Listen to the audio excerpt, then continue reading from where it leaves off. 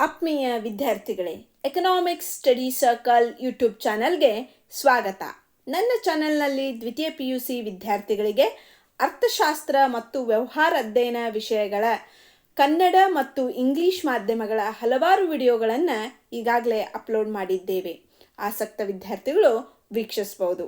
ಈಗ ವ್ಯವಹಾರ ಅಧ್ಯಯನ ವಿಷಯದಲ್ಲಿ ಬರುವಂತಹ ಹೊಸ ಪ್ರಶ್ನೆಗಳು ಹಾಗೂ ಹಾಟ್ಸ್ ಕ್ವಶನ್ಗಳನ್ನು, ಕ್ಲಿಷ್ಟವಾಗಿರುವಂತಹ ಪ್ರಶ್ನೆಗಳನ್ನು ಸುಲಭವಾಗಿ ಉತ್ತರವನ್ನು ನಾವು ನೀಡಲಿದ್ದೇವೆ.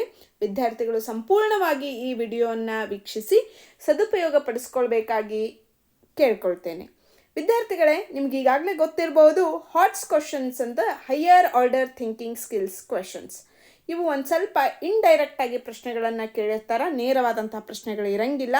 ಹಾಗಾಗಿ ವಿದ್ಯಾರ್ಥಿಗಳು ಪ್ರಶ್ನೆ ಮತ್ತು ಉತ್ತರವನ್ನು ಗಮನವಿಟ್ಟು ಸ್ಕ್ರೀನಲ್ಲಿ ಬರುವಂತಹ ಪ್ರಶ್ನೆಗಳನ್ನು ಉತ್ತರಗಳನ್ನು ನೋಡ್ತಾ ನಾ ಹೇಳುವಂತಹ ವಿವರಣೆಯನ್ನು ಆಲಿಸಿದ್ರೆ ನೀವು ಅತಿ ಹೆಚ್ಚು ಅಂಕಗಳನ್ನು ಗಳಿಸಿ ಏನು ಅಂತಂದ್ರೆ ಪಾಸ್ ಆಗಬಹುದು. ಹೌದಾ? ಮೊದಲನೇ ಅಧ್ಯಾಯ 1 ನಿರ್ವಹಣೆಯ ಸ್ವರೂಪ ಮತ್ತು ಮಹತ್ವ. ಇದರಲ್ಲಿ ಬರುವಂತಹ ಹಾಟ್ಸ್ ಕ್ವಶನ್, ಅದರಲ್ಲಿ ಭಾಗ ಎ ಅಥವಾ ಒಂದು ಪದ ಅಥವಾ ಒಂದು ವಾಕ್ಯದಲ್ಲಿ ಉತ್ತರಿಸಿ. ಪ್ರತಿ ಪ್ರಶ್ನೆಗೆ 1 ಅಂಕ. 1 ಅಂಕದ ಪ್ರಶ್ನೆಗಳನ್ನು ಮೊದಲು ನೋಡೋಣ. ಫಸ್ಟ್ ಕ್ವಶನ್: ಆಸ್ಪತ್ರೆಯಲ್ಲಿ ವೈದ್ಯರು, ದಾದಿಯರು ಮತ್ತು ಸಿಬ್ಬಂದಿ ಒಟ್ಟಾಗಿ ಕೆಲಸ ಮಾಡುತ್ತಾರೆ. ನಿರ್ವಹಣೆಯ ಯಾವ ಲಕ್ಷಣವು ಇಲ್ಲಿ ಪ್ರತಿಫಲಿಸುತ್ತದೆ? ಉತ್ತರ: ನಿರ್ವಹಣೆಯು ಗುಂಪು ಚಟುವಟಿಕೆಯಾಗಿದೆ. ಎರಡನೇ ಪ್ರಶ್ನೆ: ದೊಡ್ಡ ಕಾರ್ಪೊರೇಟ್ ಕಂಪನಿಯು ಉತ್ತರ ವಿಭಾಗದ ವ್ಯವಸ್ಥಾಪಕಿಯಾಗಿ ರೀತು ಇವಳು ಸಂಘಟನೆಯಲ್ಲಿ ಯಾವ ಹಂತದಲ್ಲಿ ಕೆಲಸ ಮಾಡುತ್ತಾಳೆ? ಉತ್ತರ: ಮಧ್ಯಮ ಹಂತ. ಮುಂದಿನ ಪ್ರಶ್ನೆ ಸಂಖ್ಯೆ 3: ವ್ಯವಹಾರದ ವಾತಾವರಣವು ಅಂದ್ರೆ ಪರಿಸರ, ವ್ಯವಹಾರದ ವಾತಾವರಣವು ಬದಲಾಗುತ್ತಿರುವಾಗ ನಿರ್ವಹಣೆಯ ಯಾವ ಲಕ್ಷಣವು ಸಂಘಟನೆ ಹೊಂದಿಕೊಳ್ಳಲು ಸಹಾಯವಾಗುತ್ತದೆ? ಉತ್ತರ: ನಿರ್ವಹಣೆಯು ಚಲನಶೀಲ ಕಾರ್ಯವಾಗಿದೆ. ಮುಂದಿನ ಪ್ರಶ್ನೆ ಸಂಖ್ಯೆ 4: ಸರಿಯಾದ ಕೆಲಸಕ್ಕೆ ಸರಿಯಾದ ಜನರನ್ನು ಹುಡುಕುವುದು ಎಂದು ನಿರ್ವಹಣೆಯ ಯಾವ ಕಾರ್ಯವು ಖಚಿತಪಡಿಸುತ್ತದೆ? ಸರಿಯಾದಂತಹ ಉತ್ತರ: ಸಿಬ್ಬಂದಿ ನಿರ್ವಹಣೆ. ಇವು 1 ಅಂಕದ ಪ್ರಶ್ನೆ ಆಗಿರೋದ್ರಿಂದ ಒಂದು ಪದ ಅಥವಾ ವಾಕ್ಯದಲ್ಲಿ ಈ ಪ್ರಶ್ನೆಗಳಿಗೆ ಉತ್ತರವನ್ನು ನೀವು ನೀಡಬೇಕಾಗ್ತದೆ. ಈ ಒಂದು ಅಧ್ಯಾಯದ 1 ಅಂಕದ ಹಾಟ್ಸ್ ಕ್ವಶನ್, ಲಾಸ್ಟ್ ಕ್ವಶನ್: ಒಂದು ಪೆಟ್ರೋಲ್ ಬಂಕ್ ಅನ್ನು ಒಂದು ಆಸ್ಪತ್ರೆ ಅಥವಾ ಶಾಲೆಯ ರೀತಿಯಲ್ಲಿ ನಿರ್ವಹಿಸುವ ಅವಶ್ಯಕತೆ ಇದ್ದು ಇದು ನಿರ್ವಹಣೆಯ ಯಾವ ಲಕ್ಷಣವನ್ನು ಸೂಚಿಸುತ್ತದೆ? ಉತ್ತರ: ನಿರ್ವಹಣೆಯು ಸರ್ವವ್ಯಾಪಕವಾಗಿದೆ ಅನ್ನೋದನ್ನು ಇದು ಸೂಚಿಸುತ್ತದೆ. ನೋಡ್ರಿ, ನಿರ್ವಹಣೆಯು ಸರ್ವವ್ಯಾಪಕ ಅಂದ್ರೆ ಬರೀ ಆಸ್ಪತ್ರೆಗಳಲ್ಲಿ ನಿರ್ವಹಣೆ ಇರಲ್ಲ, ಬರೀ ಶಾಲೆಗಳಲ್ಲಿ ನಿರ್ವಹಣೆ ಇರಲ್ಲ. ಒಂದು ಪೆಟ್ರೋಲ್ ಬಂಕ್ ಇದ್ರೂ ಕೂಡ ಅಲ್ಲಿ ನಿರ್ವಹಣೆಯ ಅವಶ್ಯಕತೆ ಐತಿ, ಅಂದ್ರೆ ನಿರ್ವಹಣೆಯು ಸರ್ವವ್ಯಾಪಕವಾಗೈತಿ ಅನ್ನುವಂತಹ ಲಕ್ಷಣವನ್ನು ಇಲ್ಲಿ ಸೂಚಿಸ್ತತಿ. ಇದು 1 ಅಂಕದ ಪ್ರಶ್ನೆಗಳು, ಹಾಟ್ಸ್ ಕ್ವಶನ್ಸ್. ಹೌದಾ? ಇವು ಹೊಸ ಪ್ರಶ್ನೆಗಳಾಗಿರ್ತಾವು. ವಿದ್ಯಾರ್ಥಿಗಳು ಕನ್ಫ್ಯೂಷನ್ ಮಾಡಿಕೊಳ್ಳದೆ ಈ ಪ್ರಶ್ನೆಗಳಿಗೆ ಸರಿಯಾಗಿ ಉತ್ತರವನ್ನು ನೀಡಬೇಕಾಗ್ತತಿ. ಇನ್ನು ಮುಂದಿನ ವಿಭಾಗ, ಭಾಗ ಬಿ: 2 ಅಥವಾ 3 ವಾಕ್ಯಗಳಲ್ಲಿ ಉತ್ತರಿಸಿ. ಪ್ರತಿ ಪ್ರಶ್ನೆಗೆ 2 ಅಂಕಗಳು. ಇಲ್ಲೂ ಕೂಡ 2 ಅಂಕದ ಪ್ರಶ್ನೆಗಳಲ್ಲಿ ಹಾಟ್ಸ್ ಕ್ವಶನ್ ಇರುವಂತಹ ಕ್ವಶನ್ಗಳನ್ನು ನಾನು ಚರ್ಚಿಸಲಿದ್ದೇನೆ. ನೋಡೋಣ. ಮೊದಲನೇ ಕ್ವಶನ್ ಅನ್ನು: ಕ್ರಿಕೆಟ್ ಪಂದ್ಯದಲ್ಲಿ ಆಟಗಾರನಿಗೆ ಪ್ರತಿಭೆ ಇರುತ್ತದೆ, ಆದರೆ ನಾಯಕನಿಲ್ಲದೆ ಗೆಲ್ಲಲು ಸಾಧ್ಯವಾಗುವುದಿಲ್ಲ. ಇಲ್ಲಿ ನಿರ್ವಹಣೆಯ ಯಾವ ಕಾರ್ಯವನ್ನು ಸೂಚಿಸುತ್ತದೆ? ಒಂದು ವಾಕ್ಯದೊಂದಿಗೆ ವಿವರಿಸಿ. ನೋಡಿ, ಫಸ್ಟ್ ಅದಕ್ಕೆ ಉತ್ತರ ಏನು ಅಂತಂದ್ರೆ ನಿರ್ದೇಶಿಸುವಿಕೆ. ಬರೀ ಇದು 2 ಮಾರ್ಕ್ಸಿಗಿರೋದ್ರಿಂದ ನಿರ್ದೇಶಿಸುವಿಕೆ ಅಷ್ಟೇ ಬರೆದ್ರೆ ನಿಮಗೆ ಪೂರ್ಣ ಅಂಕ ಸಿಗಂಗಿಲ್ಲ. ನೀವು ಅದಕ್ಕೆ ವಿವರಣೆಯನ್ನು ಬರಿಬೇಕಾಗ್ತೈತಿ. ಸರಿಯಾದಂಥ ಉತ್ತರ ನಿರ್ದೇಶಿಸುವಿಕೆ. ಅದಕ್ಕೆ ವಿವರಣೆ: ನಿರ್ದೇಶಿಸುವಿಕೆಯು ಸಿಬ್ಬಂದಿಗೆ ನಿಯೋಜಿಸಿದ ಕಾರ್ಯವನ್ನು ಅತ್ಯುತ್ತಮವಾಗಿ ನಿರ್ವಹಿಸಲು ಮುಂದಾಳತ್ವ ಮತ್ತು ಪ್ರೋತ್ಸಾಹಕ ವಾತಾವರಣವನ್ನು ಸ್ಥಾಪನೆ ಮಾಡುವುದಾಗಿದೆ. ಹೌದಾ? ಒಬ್ಬ ಸಿಬ್ಬಂದಿಗೆ ಅವನಿಗೆ ಪ್ರೋತ್ಸಾಹ ನೀಡಲಿಕ್ಕೆ ಮತ್ತು ಮುಂದಾಳತ್ವವಾಗಿ ನಿರ್ವಹಣೆ ಮಾಡಲಿಕ್ಕೆ ಏನು ಬೇಕು? ನಿರ್ದೇಶಿಸುವಿಕೆ ಬೇಕಾಗ್ತತಿ. ಹಾಗಾಗಿ ಒಂದು ಕ್ರಿಕೆಟ್ ಪಂದ್ಯದಲ್ಲಿ ಆಟಗಾರನ ಪ್ರತಿಭೆ ಇದ್ದರೂ ಅಲ್ಲೊಬ್ಬ ನಾಯಕ ಬೇಕಾಗ್ತತಿ. ಯಾಕಂದ್ರೆ ಪ್ರೋತ್ಸಾಹ ನೀಡಲಿಕ್ಕೆ ಹಾಗೂ ಮುಂದಾಳತ್ವವನ್ನು ವಹಿಸಲಿಕ್ಕೆ. ಈ ರೀತಿ ಸಿಂಪ್ಲಿಫೈ ಮಾಡಿ ಕ್ವಶನನ್ನು ಅರ್ಥ ಮಾಡ್ಕೊಡ್ರಿ. ಯಾವುದೇ ಪ್ರಶ್ನೆಯನ್ನು ನೀವು ಬಾಯ್ಪಟ್ಟು ಹಾಕೋದ್ರಿಂದ ನಿಮಗೆ ಹೆಚ್ಚು ಅಂಕಗಳು ಬರಲ್ಲ. ಆ ಪ್ರಶ್ನೆಗಳನ್ನು ಮತ್ತು ಉತ್ತರವನ್ನು ಸಿಂಪ್ಲಿಫೈ ಮಾಡಿ ಅರ್ಥ ಮಾಡ್ಕೋಬೇಕು ವಿದ್ಯಾರ್ಥಿಗಳೇ. ಮುಂದಿನ ಪ್ರಶ್ನೆ ಸಂಖ್ಯೆ 2. ಎರಡನೇ ಪ್ರಶ್ನೆ, ಸ್ಪರ್ಧೆಯ ಕಾರಣದಿಂದಾಗಿ ಕಂಪನಿಯು ತಂತ್ರಗಳನ್ನು ಆಗಾಗ ಬದಲಿಸುತ್ತದೆ. ಇದು ಯಾವ ರೀತಿಯ ನಿರ್ವಹಣೆಯ ಗುಣಲಕ್ಷಣವನ್ನು ಎತ್ತಿ ತೋರಿಸುತ್ತದೆ? ಅದನ್ನು ಒಂದು ವಾಕ್ಯದೊಂದಿಗೆ ವಿವರಿಸಿ. ಉತ್ತರ: ನಿರ್ವಹಣೆಯ ಚಲನಶೀಲ ಕಾರ್ಯವಾಗಿದೆ. ಇದಕ್ಕೆ ಸಂಬಂಧಿಸಿದಂತಹ ವಿವರಣೆ: ಒಂದು ಸಂಘಟನೆಯು ಯಶಸ್ವಿಯಾಗಬೇಕಾದರೆ ಅದು ತನ್ನನ್ನು ಮತ್ತು ತನ್ನ ಗುರಿಯನ್ನು ಪರಿಸರದ ಅಗತ್ಯತೆಗೆ ತಕ್ಕಂತೆ ಬದಲಾಯಿಸಿಕೊಳ್ಬೇಕಾಗುತ್ತದೆ. ಹೌದಾ? ಹಾಗಾಗಿ ನಿರ್ವಹಣೆ ಏನಾಗಿರ್ತತಿ ಅಂದರೆ ಚಲನಶೀಲ ಅಂತಂದ್ರೆ ಅದರ ಮತ್ತೊಂದು ಅರ್ಥನ ಬದಲಾವಣೆ. ನೋಡ್ರಿ, ಪ್ರಶ್ನೆಯಲ್ಲೇ ನಿಮಗೆ ಉತ್ತರ ಐತಿ. ಚಲನಶೀಲತೆಯ ಮತ್ತೊಂದು ಸಮಾನಾರ್ಥಕ ಪದ ಅಂದ್ರೆ ಬದಲಾವಣೆ. ನಿರ್ವಹಣೆ ಹೇಗಾಗಿರ್ತತಿ ಅಂದ್ರೆ ಅದು ಯಾವಾಗಲೂ ಚಲನಶೀಲ ಆಗಿರ್ತತಿ. ಅಂತಂದ್ರೆ ಒಂದು ಯಾವುದೇ ಯಶಸ್ವಿ ಸಂಘಟನೆ ತನ್ನ ಗುರಿ ಮತ್ತು ತನ್ನ ಅಗತ್ಯಕ್ಕೆ ತಕ್ಕಂತೆ ಬದಲಾಯಿಸಿದಾಗ ಮಾತ್ರ ಸ್ಪರ್ಧೆಯನ್ನು ಎದುರಿಸಲಿಕ್ಕೆ ಸಾಧ್ಯ. ಹಾಗಾಗಿ ನಿರ್ವಹಣೆ ಅನ್ನೋದು ಚಲನಶೀಲ ಅಥವಾ ಬದಲಾವಣೆ ಹೊಂದುವಂತಹ ಕಾರ್ಯ. ಎದಕ್ಕೆ ತಕ್ಕಂತೆ? ಅದರ ಗುರಿ ಮತ್ತು ಪರಿಸರಕ್ಕೆ ತಕ್ಕಂತೆ ಏನೋ ಅದು ಚಲನಶೀಲವಾಗಿರ್ತತಿ. ಇದನ್ನು ನೀವು ಸರಿಯಾಗಿ ಅರ್ಥ ಮಾಡ್ಕೋಬೇಕು. ಮುಂದಿನ ಪ್ರಶ್ನೆ ಸಂಖ್ಯೆ 3. ಒಬ್ಬ ವ್ಯವಸ್ಥಾಪಕರಾಗಿ ನಿಮ್ಮ ಸಂಘಟನೆಯಲ್ಲಿ ನೀವು ನಿರ್ವಹಣೆಯ ಯಾವ ಪರಸ್ಪರ ಸಂಬಂಧಿತ ಕಾರ್ಯಗಳನ್ನು ಅನ್ವಯಿಸುತ್ತೀರಿ? ಅವುಗಳಲ್ಲಿ ಯಾವುದಾದರೂ 2 ಕಾರ್ಯಗಳನ್ನು ತಿಳಿಸಿ. ವಿದ್ಯಾರ್ಥಿಗಳೇ, ಇಲ್ಲಿ ಗಮನಿಸಬೇಕು, ನೇರವಾಗಿ ಪ್ರಶ್ನೆಯನ್ನು ಏನು ಅಂತಂದ್ರೆ ವ್ಯವಸ್ಥಾಪಕ ಕಾರ್ಯಗಳನ್ನು ಕೇಳಿಲ್ಲ ಅವರು. ಅದರ ಬದಲಾಗಿ ಒಂದು ಸ್ಟೇಟ್ಮೆಂಟನ್ನು ಕೊಟ್ಟು 2 ಕಾರ್ಯಗಳನ್ನು ಬರೀರಿ ಅಂದಾರ. ಅವಾಗ ನೀವು ಗಮನಿಸಬೇಕು, ವ್ಯವಸ್ಥಾಪಕ ಕಾರ್ಯಗಳು ಏನು ನಿಮಗೆ ಹೇಳ್ಕೊಟ್ಟಿರ್ತಾರಲ್ಲ 5 ಕಾರ್ಯಗಳು, ಅದರಲ್ಲಿ 2 ಕಾರ್ಯಗಳನ್ನು ಬರಿಬೇಕು. ನೀವು ಒಬ್ಬ ವ್ಯವಸ್ಥಾಪಕರಾಗಿ ನಿಮ್ಮ ಸಂಘಟನೆಯಲ್ಲಿ ನೀವು ನಿರ್ವಹಣೆ ಯಾವ ಪರಸ್ಪರ ಸಂಬಂಧಿತ ಕಾರ್ಯಗಳನ್ನು ಅನ್ವಯಿಸುತ್ತೀರಿ? ಆ ಕಾರ್ಯಗಳಲ್ಲಿ 2 ಕಾರ್ಯಗಳು ಅಂದಾರ. ಒಟ್ಟ 5 ಕಾರ್ಯಗಳದಾವು. ನೀವು ಯಾವುದಾದ್ರೂ 2 ಕಾರ್ಯಗಳನ್ನು ಬರಿಬೇಕು. 5 ಕಾರ್ಯಗಳನ್ನು ನೀವು ಅಭ್ಯಾಸ ಮಾಡಿದ್ರಿ ಅಂತಂದ್ರೆ ನಿಮಗದು 8 ಮಾರ್ಕ್ಸ್ನಾಗೂ ಯೂಸ್ ಆಕೈತಿ. ಹಾಗಿದ್ರೆ ಆ ಕಾರ್ಯಗಳು ಯಾವುವು ನೋಡೋಣ. ಉತ್ತರ: ಮೊದಲನೇದು ಯೋಜಿಸುವಿಕೆ, 2ನೇದು ಸಂಘಟಿಸುವಿಕೆ, 3ನೇದು ಸಿಬ್ಬಂದಿ ನಿರ್ವಹಣೆ, 4ನೇದು ನಿರ್ದೇಶಿಸುವಿಕೆ ಮತ್ತು ನಿಯಂತ್ರಿಸುವಿಕೆ. ಈ 5ರಲ್ಲಿ 2 ಕಾರ್ಯಗಳನ್ನು ನೀವು ಅಭ್ಯಾಸ ಮಾಡಬೇಕು.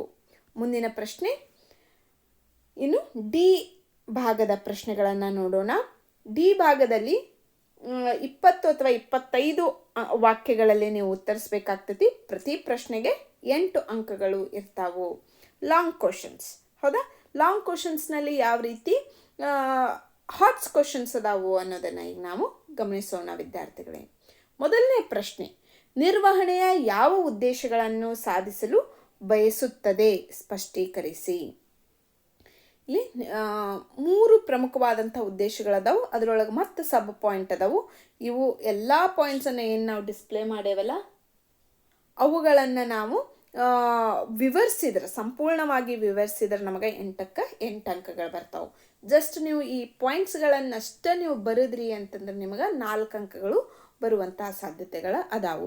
ವಿದ್ಯಾರ್ಥಿಗಳ ಒಂದೊಂದಾಗೆ ಪಾಯಿಂಟ್ಸನ್ನು ನಾನು ಓದ್ತೇನೆ, ಗಮನವಿಟ್ಟು ಆಲಿಸಿ. ಮೊದಲನೇ ಪಾಯಿಂಟು ಸಂಘಟನಾತ್ಮಕ ಉದ್ದೇಶಗಳು.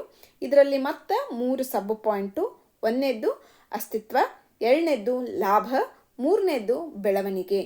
ಇನ್ನು 2ನೇ ಮುಖ್ಯವಾದಂತಹ ಉದ್ದೇಶ ಸಾಮಾಜಿಕ ಉದ್ದೇಶಗಳು. ಇದರಲ್ಲಿ ಮತ್ತೆ 4 ಸಬ್ ಪಾಯಿಂಟನ್ನು ನೋಡ್ತೀವಿ. ಮೊದಲನೇದು ಪರಿಸರ ಸ್ನೇಹಿ ಉತ್ಪಾದನಾ ವಿಭಾಗಗಳು, 2ನೇದು ಉದ್ಯೋಗ ಅವಕಾಶಗಳು, 3ನೇದು ಉದ್ಯೋಗಿಗಳ ಮಕ್ಕಳಿಗೆ ಶಾಲೆ ಮತ್ತು ಪಾಲನಾ ಕೇಂದ್ರಗಳು, 4ನೇದು ಮೂಲಭೂತ ಸೌಕರ್ಯಗಳು. ಇನ್ನು 3ನೇ ಮುಖ್ಯವಾದಂತಹ ಉದ್ದೇಶ ವೈಯಕ್ತಿಕ ಉದ್ದೇಶಗಳು. ಈ 3 ಮುಖ್ಯವಾದ ಉದ್ದೇಶಗಳಲ್ಲಿ ಮತ್ತು ಸಬ್ ಪಾಯಿಂಟ್ಸ್ ಅದಾವು. ಇವುಗಳನ್ನೆಲ್ಲವನ್ನ ನೀವು ಸಂಪೂರ್ಣವಾಗಿ ವಿವರಣೆಯೊಂದಿಗೆ ಮಾಡಿದ್ರಿ ಅಂತಂದ್ರೆ ನಿಮಗೆ 8 ಅಂಕಗಳು ಈ ಪ್ರಶ್ನೆಗೆ ಬರ್ತೈತೆ ವಿದ್ಯಾರ್ಥಿಗಳೇ. ಇನ್ನು ಮುಂದಿನ ಪ್ರಶ್ನೆ ಸಂಖ್ಯೆ 2. ನಿರ್ವಹಣೆಯು ಕಲೆ ಮತ್ತು ವಿಜ್ಞಾನವಾಗಿ ಪ್ರತ್ಯೇಕವಾಗಿಲ್ಲ, ಬದಲಿಗೆ ಅವು ಪರಸ್ಪರ ಪೂರಕವಾಗಿವೆ. ಸ್ಪಷ್ಟೀಕರಿಸಿ. ನೋಡಿ, ಈ ಪ್ರಶ್ನೆಯನ್ನು ಗಮನವಿಟ್ಟು ಅಬ್ಸರ್ವ್ ಮಾಡ್ಬೇಕು ನೀವು. ಏನು ಅಂತಂದ್ರೆ ಒಂದು ಸ್ಟೇಟ್ಮೆಂಟ್ ಕೊಟ್ಟಾರ್ರಿ. ಏನು?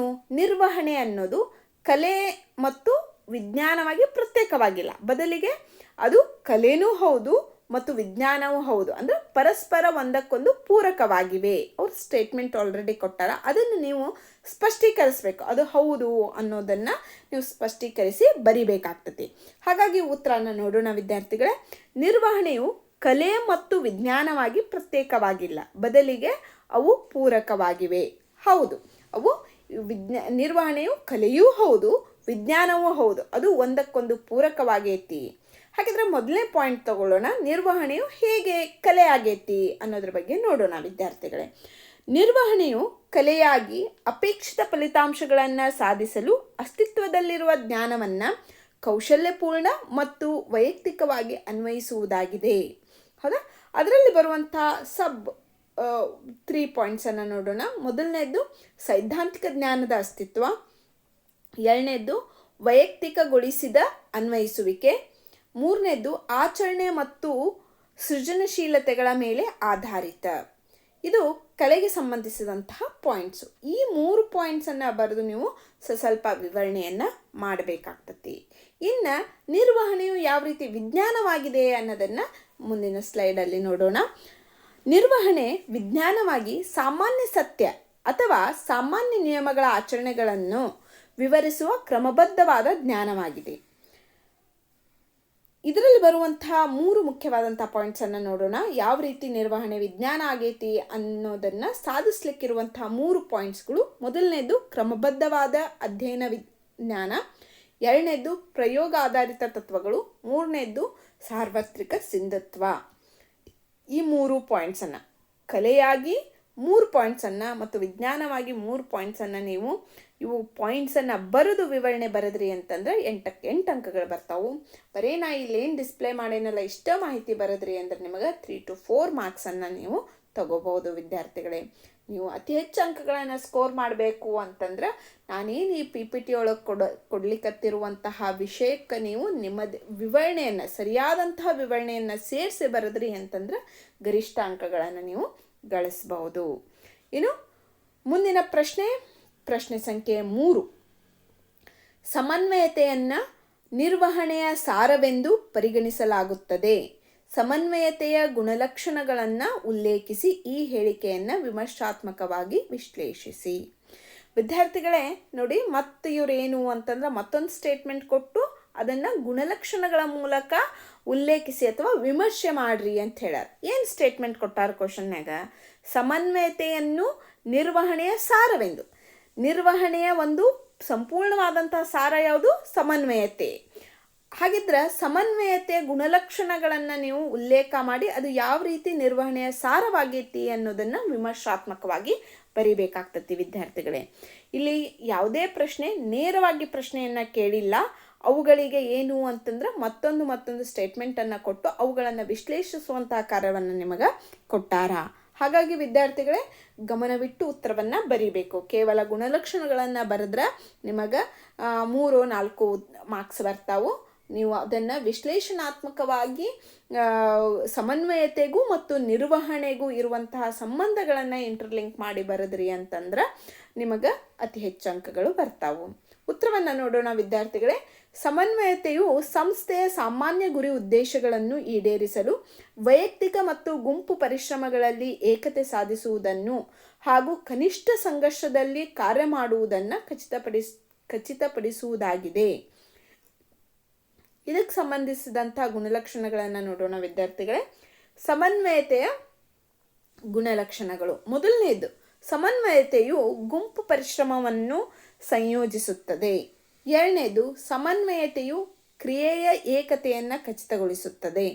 ಮೂರನೇದು, ಸಮನ್ವಯತೆಯು ನಿರಂತರ ಪ್ರಕ್ರಿಯೆಯಾಗಿದೆ.